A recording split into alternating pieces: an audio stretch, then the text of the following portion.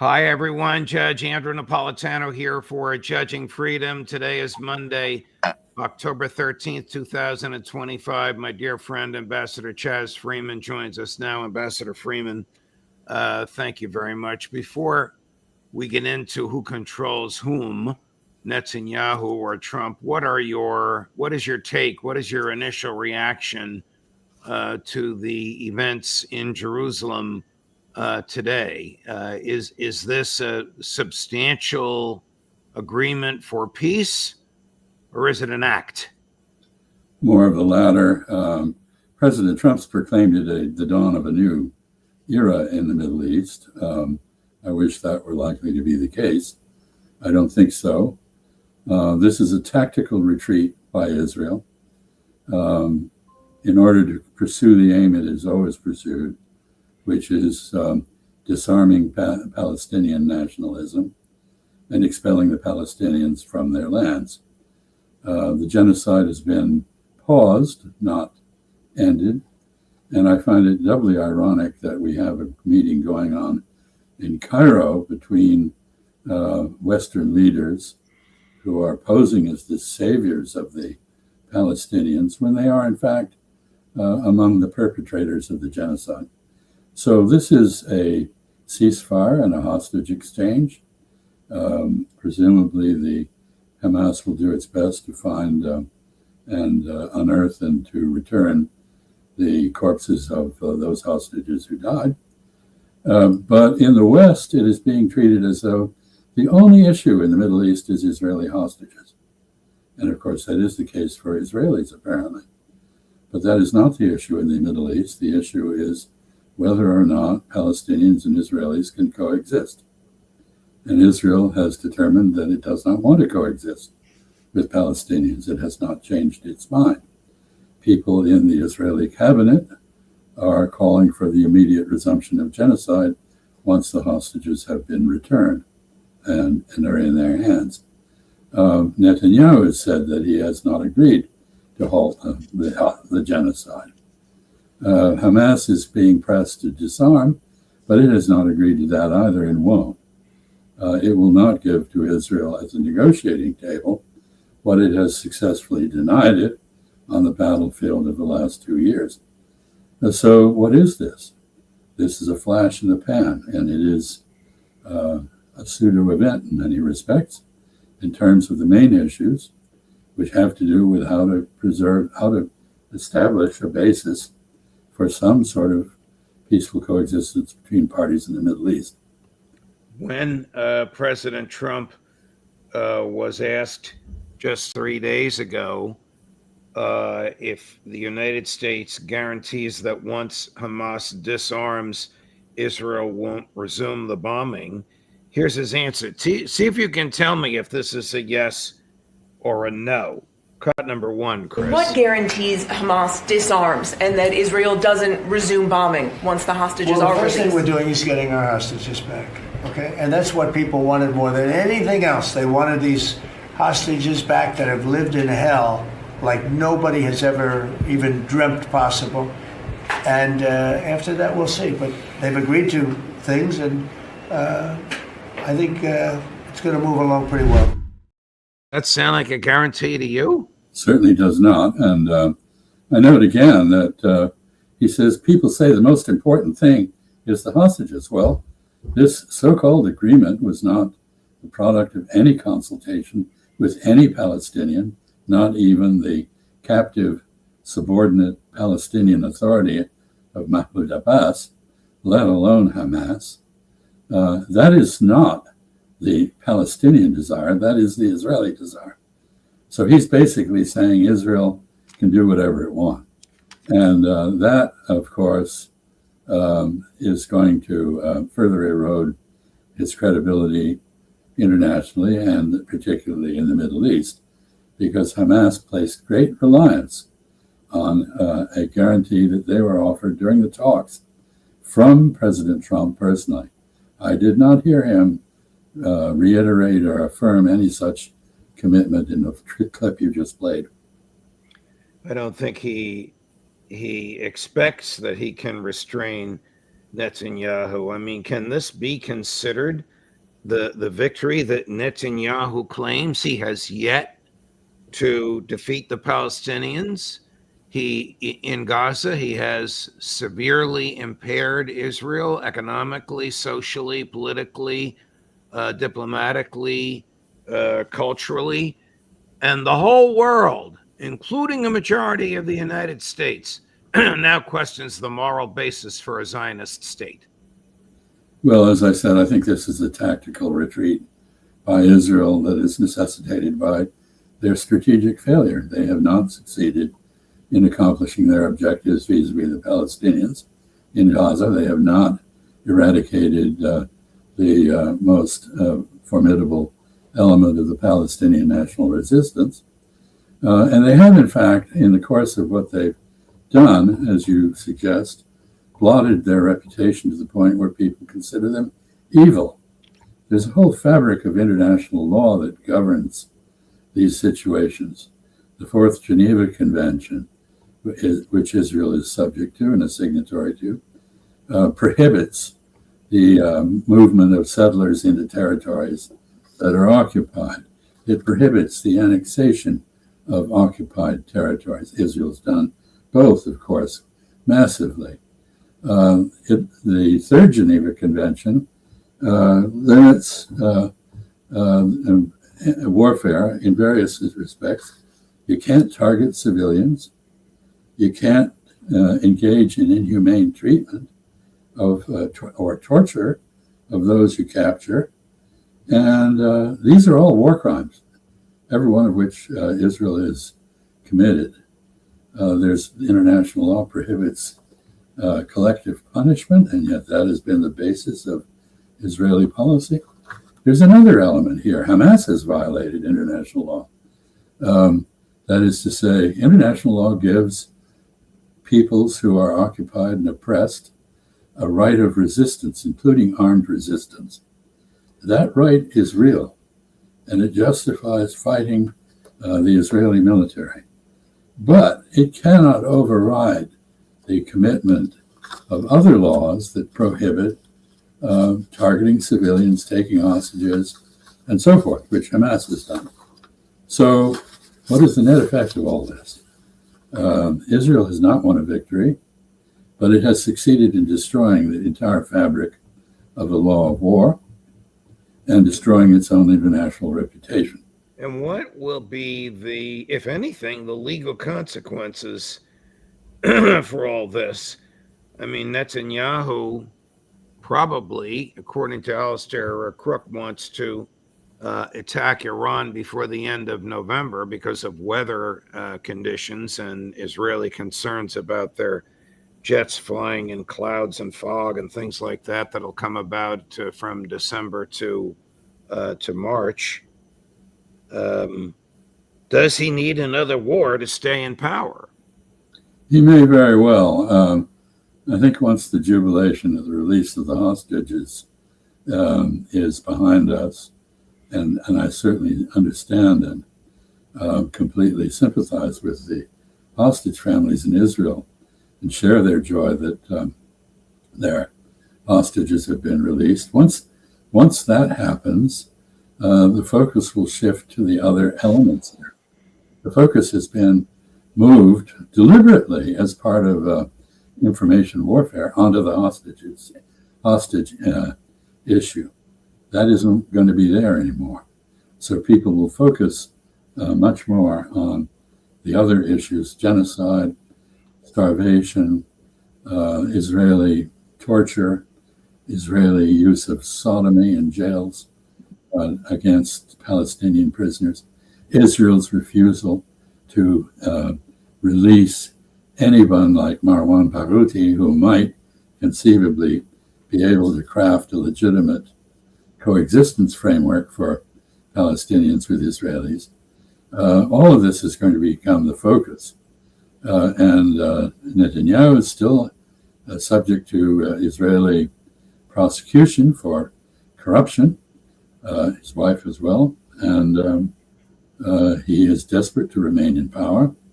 And perhaps he does need another war. I don't know about when the attack on Iran will happen. I'm not as sure as Alistair is, but his judgment is pretty sound, and I won't gainsay what he said.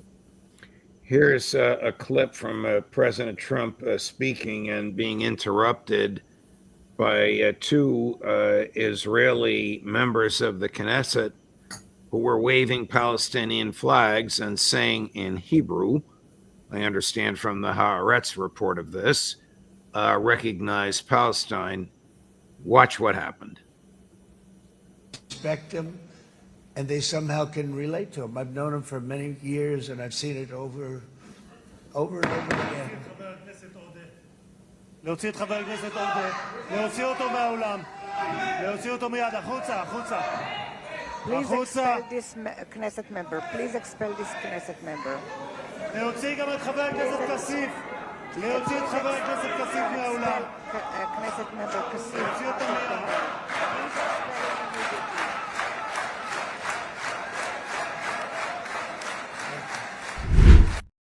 So they were taking Palestinian flags or some sort of Palestinian public paraphernalia from the hands of those two Knesset members. The rest of the Knesset was chanting, I think they were chanting Trump, Trump, Trump. This was while President Trump was addressing the Knesset. Are there members of the Knesset who are Palestinians, or are these Israelis who are in favor of a Palestinian state?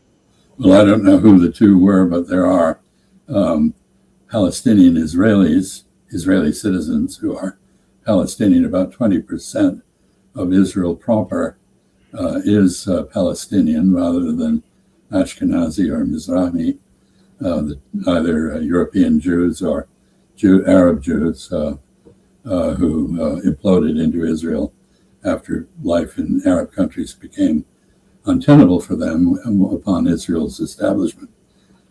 So I suspect that these are Arab members of the Knesset.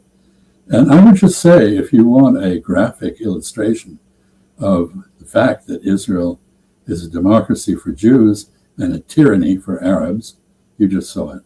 Right, right.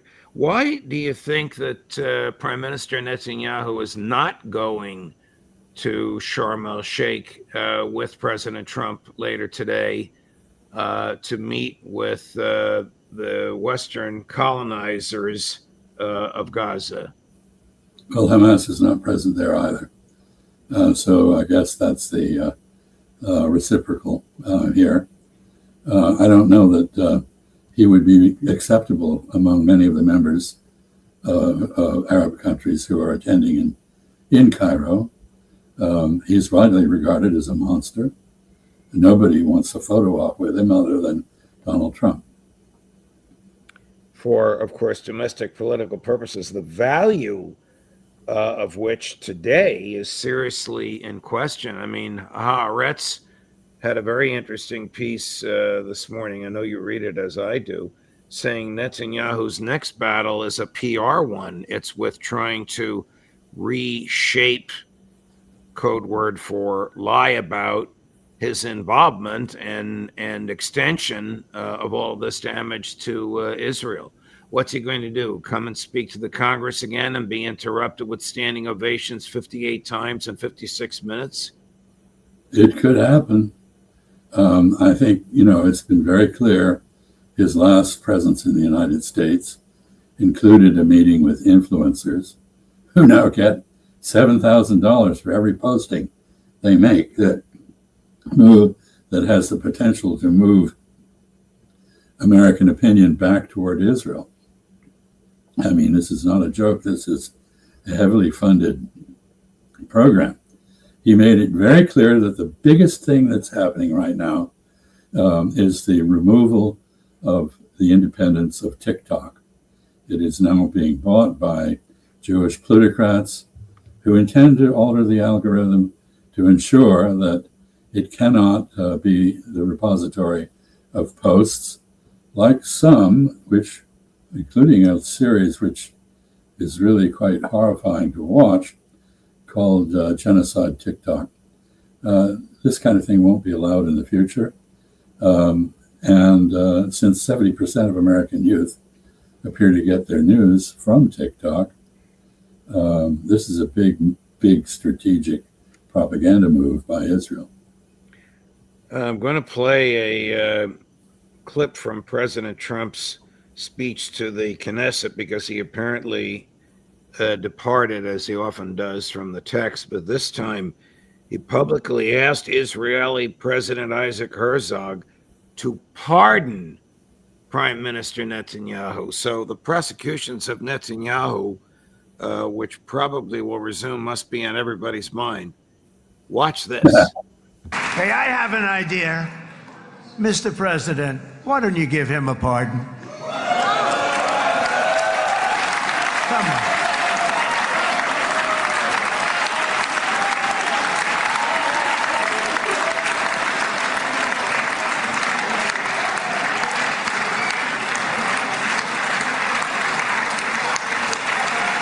By the way, that was not in the speech, as you probably know. But I happen to like this gentleman right over here, and it just seems to make so much sense. You know, whether we like it or not, this has been one of the greatest wartime presidents. This has been one of the greatest wartime presidents. And cigars and champagne, who the hell cares about that? Well, Talking about cigars and champagne that Netanyahu apparently accepted. It came to $140,000 worth. They failed to report that's one of the acts of corruption. Of course, he referred to Netanyahu as the president of Israel. He's not. He's a leader of a political party and is the prime minister. Your thoughts? So this is sycophancy in return for sycophancy. Trump eats up sycophancy, so does Netanyahu. It is also an oath of fealty to Netanyahu, again for domestic political purposes and reasons. It is Trump consolidating the Zionist support for himself in the United States. And it is also an illustration of an important point, going back to an earlier discussion, an earlier part of this chat. In domestic law, if criminal behavior is routinely pardoned because of the political prominence of the criminal, there is no law. You have a lawless society. We are on the way to achieving that in the United States, but President Trump just suggested that Israel do the same. Second, to go back to the question of international law, if law is disregarded routinely and there is no implementation of the law, no execution of it, no punitive action taken against lawbreakers, then there is no law. So we are back to the law of the jungle, and we are back to arbitrary and capricious governance without any checks and balances. My first of my 10 books was called Constitutional Chaos: What Happens When the Government Breaks Its Own Laws. And it is a study of American governmental law breaking and the consequences of it. And the consequences of it, of course, are more law breaking by non-governmental people who take their cues from the government, the subjective enforcement of law, like we see today. If 3 grand juries decide not to indict someone, well, let's go to a 4th and we'll limit what we tell that grand jury because the president wants this person prosecuted, even though lawyers will resign rather than take up these cases. Apparently the same thing now may be happening in Israel. I don't know. It sounds as though this was unexpected and unplanned. Netanyahu beaming like a schoolboy because he must know that if the war ends, his prosecutions resume. What happens if now that the hostages, the Israeli hostages, are back? And by the way, we didn't see any Western media views of the Palestinian hostages being released. Mr. Barghouti was number 1 on that list. Netanyahu himself crossed his name off after the Americans agreed, after the other Arab countries agreed. So I don't know how he could do that with a so-called agreement. Nevertheless, what happens if he resumes bombing and starvation in Gaza? Well, I think, judging from the demeanor of President Trump, absolutely nothing will happen in terms of American reproach or efforts to block that. So the guarantee that Hamas so vocally accepted doesn't exist. You can't have an agreement that is not agreed between the parties. As I said earlier, the Palestinians were not consulted on any element of this agreement. They didn't agree to it. It was imposed on them. They accepted phase 1 of the agreement. Israel also has not accepted anything beyond phase 1, which is the return of the hostages and a ceasefire, along with, one hopes, substantial influx of food and medical supplies for the beleaguered population in Gaza. As I said, this is not a peace. It's not even a step toward peace. It's a new form of pacification campaign, not military for the time being, but leaving open the possibility, in fact, the very likely probability that a pretext will be found to resume the genocide. We're going to isolate what you just said and play it when the pretext is triggered. Would it surprise you to learn that among the guests in Air Force One, and one of Trump's honored guests on the floor of in the gallery of the Knesset was Mrs. Miriam Adelson? No, it would not. And I suspect that when he proposed a pardon for Netanyahu, he was in part addressing her. Yes. Ambassador Freeman, great commentary. Thank you so much. You're so filled with intellectual honesty and personal courage. It's a joy for me to chat with you. I know this is not your usual day or your usual time. I have a different week coming up, and I truly appreciate your accommodating my schedule. I know you have a very busy week as well. Thank you so much, my dear friend. We'll look forward to seeing you next week at your usual day and time. Thank you. Thank you. All the best. Coming up at 10 o'clock this morning, Ray McGovern. At 11 o'clock this morning, Max Blumenthal. At 11:30 this morning, Larry Johnson. At 1 o'clock this afternoon, Scott Ritter. What a day. At 3:30 this afternoon, Colonel Douglas McGregor. At 4:30 this afternoon, Professor Jeffrey Sachs. Judge Napolitano for Judging Freedom.